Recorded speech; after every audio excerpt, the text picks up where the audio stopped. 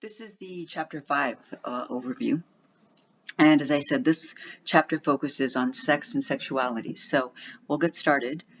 First off, remember that in the last chapter, I talked about sex as this concept of it being tied to biological and physiological status, and that it's assigned typically at birth. And if you think about it, we do it in a fairly low-tech way. The doctor just eyeballs or looks at the genitalia of the child when it's born and then declares you have a boy or girl. Pretty low-tech for a country that prides itself on technology, if you think about it. Sexuality is something that still remains fairly difficult for a lot of people to talk about. And many people, either because of their religion or because of just their family teachings, view sex and anything that has to do with sexuality to be something that we don't or shouldn't talk about. And then other people say, well, no, we should really try to understand sex and sexuality because it's part of who we are as humans. In fact, if you think about it, the human population would not continue to exist if people did not engage in sex. And the way that we think of sexuality, of course, has changed over the last 50 years because prior to, say, 1960, many people viewed sex, at least many women viewed sex, as being something that was done only to try to procreate. And most religions, at least the more traditional viewpoints of religion, view having sex as something that you do only to try to procreate, and having it any other time is something that you should avoid. So for the people who propose that we should think about sex and sexuality in a positive way, that trend is starting to grow some. Okay, so at least here in the U.S., we're behind Northern and Western Europe, but starting to grow. So when we think about sexuality, we're thinking really about sexual orientation. That is, who is an individual attracted to romantically, physically, emotionally? Because you can be attracted to somebody physically and yet not be attracted to that person emotionally or romantically. You can be attracted to somebody romantically and yet not be attracted to them physically.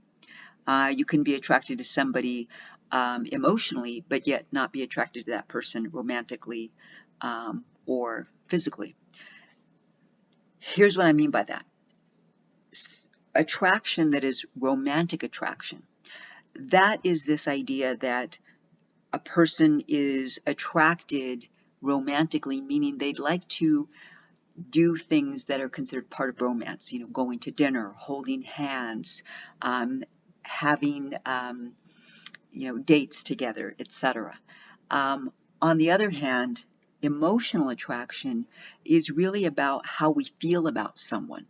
Are we attracted to that person because of who that person is, the character of that person, how that person makes us feel?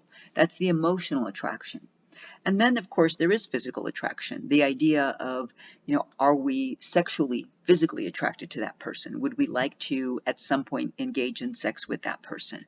And as I said, these three things can exist together, or they can exist separately, or they can exist two of them together, but leaving one out.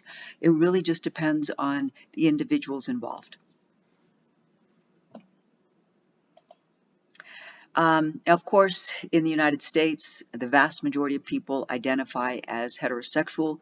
I think the last thing I saw from the 2016 U.S. Census Bureau data was that about 11.5% of people in the 2010 census identified themselves as gay, lesbian, bisexual, or transgender. Now, we don't yet have the 2020 results. We should get those sometime later this year. And it will probably go up a bit, but let's say maybe 15%. That still means that 85% of people identify as heterosexual. Okay, many of them identify as cisgender heterosexual individuals. There's a bunch of different types of sexual attraction that are discussed in the text. I don't want to go through all of them, but I I will say this. I read once, I don't use Facebook, but I read once that Facebook has, I don't know, over 100 different gender and sexual identities that people can choose as they create their profiles. It might even be more than that. You can read about those. All right, so let's think more about what is considered to be normal. Normal meaning what most people think of as being acceptable. Well, of course, we know that heterosexual sex has long been the standard that most people think is the acceptable one. Anything outside of that is considered to be unacceptable. So, for example, people who are in polyamorous relationships, for people who are attached to the ideas of the average heterosexual normal type of relationship. Polyamorous relationships are out of the norm, they're weird, they're strange. Why would you want to be in one of those? And if you don't know what a polyamorous relationship is, it's one in which there are 3 partners minimum, typically 3, sometimes there are more, but each of those partners has an equal role within that relationship. And so, meaning that they all know about one another and they have sex with one another, not necessarily always together at the same time, but separately as well, depending upon their agreements.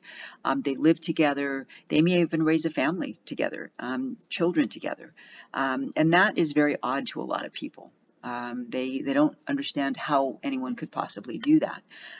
My attitude is that, it may not be something that I want to do, but that doesn't give me the right to judge in a negative way what works for other people, because the same thing doesn't work for everyone. And then, of course, there's BDSM, or what a lot of people call kink, sex that involves either bondage or domination or even sadomasochism. And so, again, lots of different varieties of sex that humans can engage in, although I think many people limit themselves to the, quote, the normal heterosexual type of activities. And I don't call them normal because I think they're normal. It's just how most people think they're normal. So let's focus on sex work, because, sex work, or otherwise known as prostitution. But sex work can also, in this instance, include things like strip dancing, for example. It's often viewed very negatively as being immoral. Like, people who value themselves, who have good morals, would never have those kinds of jobs. However, there are women who make, and some men who make, really good money doing this. And so, I think a lot of it depends on why someone is doing it. If someone's being forced into sex work, then that's sex trafficking. That's not sex work. It's a different thing. Sex work in this regard is about somebody who's voluntarily working either as a prostitute or as an exotic dancer, okay, or what we call strippers. Sex trafficking is when someone is forced into working as a prostitute by someone else. And typically, sex trafficking also means that these people were tricked into traveling someplace with the promise of a job, and then, of course, that doesn't happen, and they are now essentially captive and made to work without getting paid. And there's a pretty decent discussion in the text about, the pros and the cons of legalizing prostitution, so take a look at those. I don't want to go over those in great detail, only to say this: I think the argument for legalizing it is fairly good. I live in Reno, Nevada, and Nevada has 13 counties, 11 or 13. I can't remember quite if it's 11 or 13. But in those counties, prostitution is legal. Of course, there are parameters around it. Brothels cannot exist or cannot be within city limits. They have to be outside of city limits. So down in Clark County, where Las Vegas is, that's where the majority of brothels are. Although we do have some up here in Washoe County, which is where I live, Nevada, and Carson City, Nevada has Carson City is Carson County, and then I'm in Washoe County, and there are some brothels in the county where I am, but they're outside of the city limits. You have to be at least 18. There's got to be a license. The brothel's got to be licensed with the state. They have to do regular testing for STIs. There have to be contraceptives made available, meaning they have to have safer sex practices in place, using condoms, using dental dams, etc. And so there are all these safeguards in place to try to make it safe for both the client and the prostitute. So, Nevada's been doing this for, probably since the 1940s, and we're still here. The state's still here. It hasn't, the sun, the ceiling or sky has not fallen in over Nevada because they have legalized prostitution here. So, but read that part of the text and think about it for yourself. What do you think? Sodomy laws in the United States, actually, they should really be called anti-sodomy laws, because that's actually what we call them in the legal field, anti-sodomy laws. But, the authors of the text are not lawyers, so they call them sodomy laws. Anti-sodomy laws made sodomy illegal, but typically they made sodomy illegal only between men. So that heterosexual couples who were having anal sex, because that's what sodomy is, were not excluded, were not prohibited from having anal sex. Just males were, two men. And so it was about the 1950s when California outlawed its sodomy laws. And then slowly states over time began outlawing, abolishing these laws. But with still into the early part of the 20th century, into the early part of the 21st century, there were still some states that had these laws on the books and still did from time to time prosecute people. These laws were finally struck down in a Texas case, Walker versus Texas. I believe it was 2003 when that case was decided. But consider that was into the 21st century before the Supreme Court finally said, hey, these laws are unconstitutional. States don't have any interest in what people do, any legitimate interest in what people do in the privacy of their own homes or rooms between two consenting adults. Now, of course, we know that throughout the world, sodomy still continues to be illegal, and people are punished for it, imprisoned for it. Let's see. Of course, many religious groups think prostitution is bad, evil, and wrong. And again, you can read for yourself and think about it for yourself. No need to agree with me. Always encourage you to read, think for yourself, just run through all the scenarios you can think of, and come to your own reasoned conclusion. Don't just rely on somebody else's idea. I talked a little bit about rape and sexual assault in the last chapter, so I'll move through that. Here's the sex trafficking and sexual slavery. Sex trafficking is selling people into prostitution. And again, this can be because a family is really poor and somebody comes along and says, hey, I'll give you X amount of money for your young daughter, but I'm going to need to take her and use her. And if your family is really poor in a developing part of the world, who's to say that any of us, if we're hungry enough, might not make that choice? So some young girls, particularly young girls, may be given over to somebody who has plans to sexually exploit them in the sex trafficking trade. Sexual slavery is when one person claims that he, I'm going to say he because typically it's he, has the right to control another person. And the most recent case that I can think of that was pretty shocking to me, but it was only about 10 years ago, it was in Mexico, it made the headlines here. A woman somewhere in Mexico, I can't remember where, she was essentially a sexual slave. Her husband, every morning when he left for work, put a lock on her pants so that she couldn't unzip them. And then he left for work. And so that meant that she could not go to the bathroom all day because she couldn't unzip her pants. The only way she could go to the bathroom is if she just wet her pants. So she tried not to drink or eat anything at all during the day until he came home. And the only reason that this was caught was because one day she must have eaten something that didn't agree with her the night before, and so she had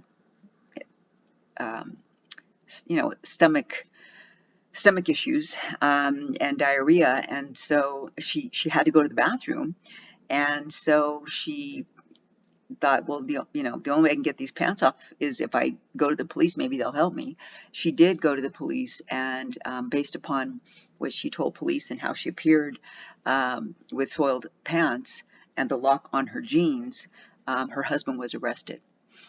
He claimed that it was his right to lock his wife's pants so they couldn't be unzipped because he didn't want her to cheat on him while he was at work. And so it was his right, he claimed, to prevent her from engaging in any other sexual activities, and to only engage in sexual activities with him. So, and I know it seems odd to think about these things still existing in the 21st century, but they do. All right, let's see. And I just want to touch upon some of the things that are still going on here in the 21st century in regard to rights for LGBTQ and non-binary individuals in the United States. I think it's sometimes difficult for people who live in California, particularly in large metropolitan areas, to understand that there are still a lot of states in the United States that do not allow the same kind of rights that California does for LGBTQ and non-binary individuals. For example, California, let's see, what is this, 2021? Probably around 2015 or so, 2016, California legislature passed a law that required all public schools, K through 12, as well as at the college level, to allow transgender individuals to use the bathroom facilities that are consistent with their identity. Well, California and the handful of states that do have these laws on the books are really in the minority, because approximately 40 to 45 other states do not allow this. In fact, they have laws that prohibit a transgender individual from entering a bathroom that is not consistent with their biological status according to their birth certificates. And that's astounding to me. La Verne complied with this law even though they don't have to. University of La Verne complied with this law even though they don't have to. So did USC and a number of other private institutions, because they know it's the right thing to do. Also, while same-sex marriage is now legal, that doesn't mean that everyone accepts that. In fact, there was a case in 2016.